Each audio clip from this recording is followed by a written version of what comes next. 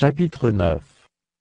La première année de Darius, fils d'Assuéru, de la race des Mèdes, lequel était devenu roi du royaume des Chaldéens.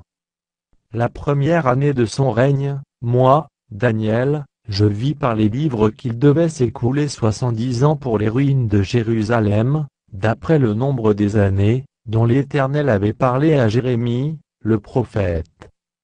Je tournai ma face vers le Seigneur Dieu, afin de recourir à la prière et aux supplications, en jeûnant et en prenant le sac et la cendre. Je priai l'Éternel, mon Dieu, et je lui fis cette confession: Seigneur, Dieu grand et redoutable, toi qui gardes ton alliance et qui fais miséricorde à ceux qui t'aiment, et qui observent tes commandements. Nous avons péché, nous avons commis l'iniquité, nous avons été méchants et rebelles, nous nous sommes détournés de tes commandements et de tes ordonnances. Nous n'avons pas écouté tes serviteurs, les prophètes, qui ont parlé en ton nom à nos rois, à nos chefs, à nos pères, et à tout le peuple du pays.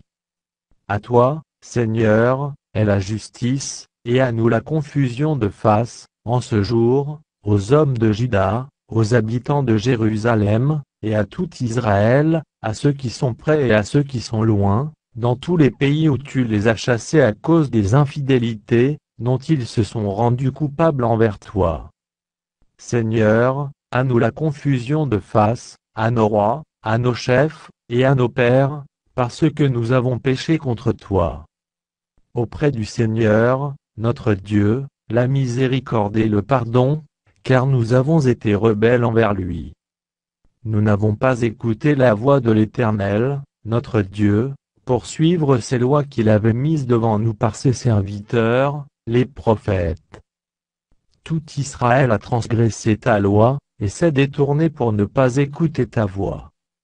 Alors se sont répandues sur nous les malédictions et les imprécations qui sont écrites dans la loi de Moïse, serviteur de Dieu, parce que nous avons péché contre Dieu.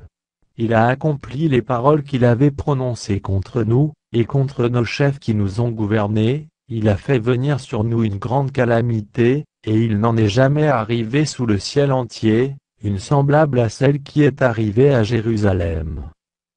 Comme cela est écrit dans la loi de Moïse, toute cette calamité est venue sur nous, et nous n'avons pas imploré l'Éternel, notre Dieu, nous ne nous sommes pas détournés de nos iniquités, nous n'avons pas été attentifs à ta vérité. L'Éternel a veillé sur cette calamité, et l'a fait venir sur nous, car l'Éternel, notre Dieu, est juste dans toutes les choses qu'il a faites, mais nous n'avons pas écouté sa voix. Et maintenant, Seigneur, notre Dieu, toi qui as fait sortir ton peuple du pays d'Égypte par ta main puissante, et qui t'es fait un nom comme il l'est aujourd'hui, nous avons péché, nous avons commis l'iniquité.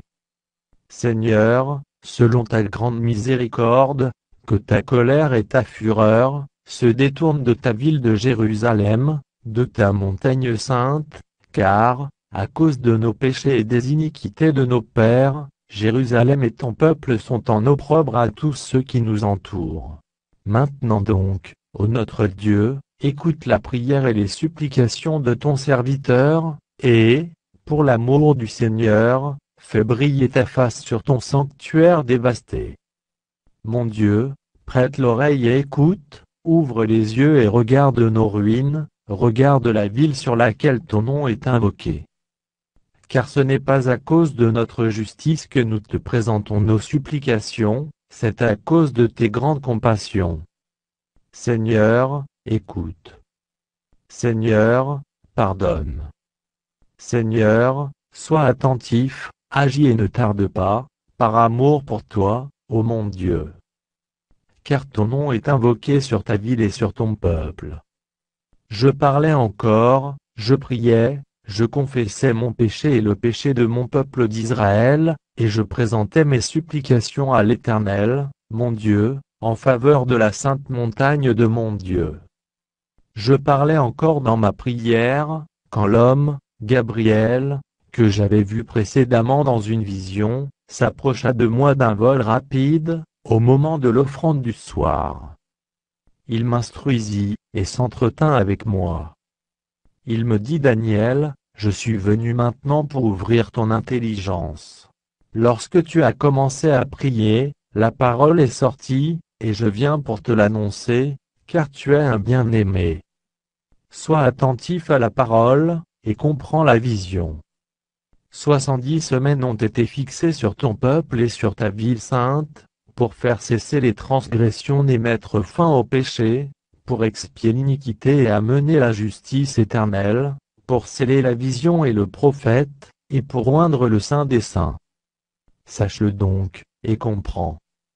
Depuis le moment où la parole a annoncé que Jérusalem sera rebâtie jusqu'à loin, au conducteur, il y a 7 semaines et 62 semaines, les places et les fossés seront rétablis, mais en des temps fâcheux.